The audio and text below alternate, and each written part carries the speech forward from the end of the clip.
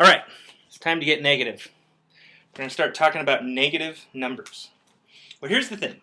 Every single number has a sign, which we've talked about, right? Positive and negative, right? So here is a positive 5 plus a positive 3. Now I'm going to show you two ways to deal with this.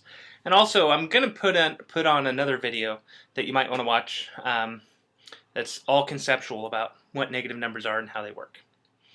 But let's get into the mechanics. What's positive 5 plus positive 3? Well, we've dealt with this before, right? 5 plus 3. That's all it's saying. So 5 plus 3 is an 8. So let's use the number line to show how this works. So the first number is telling us where we begin. We're beginning at 5. So start there at 5. Now we're adding a positive 3. So we move in this direction. So we just go 1, 2, 3, which takes us to our fantastic 8. Okay, so now we're sitting at 8, and we're going to add a negative 6. Now the way of looking at this is, I've got a positive $8. Okay, so this is $8 that I have. That negative 6 is $8 or $6 I owe. So if I have $8, I owe $6. How much do I have? Well, I have $2, right? I want my $2. So the way to look at the number line is, we're starting off at a positive 8 right here. Okay, so we started our positive 8. Okay, this is adding positive. So I'll do it here. We're starting at positive 8. Now when we're adding a negative, we go this direction. So simply count 1, 2, 3, 4, 5, 6. And we're sitting at 2. And you can't see that. Now you can. Okay? So positive 8 plus negative 6 is a 2. Now, let's start with a different base. Let's say we start off with a negative 7. So in other words, I have a debt of $7.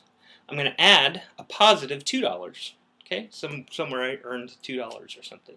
So what's my net? Well, I owe 7, but I earned 2. So my net is, I have 5.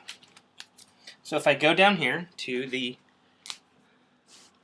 number line, it's saying I start at negative 7. So I go down here, let's see, 1, 2, 3, 4, 5, 6, 7. So I start off at negative 7. Now I'm adding $2. So since I'm adding a positive,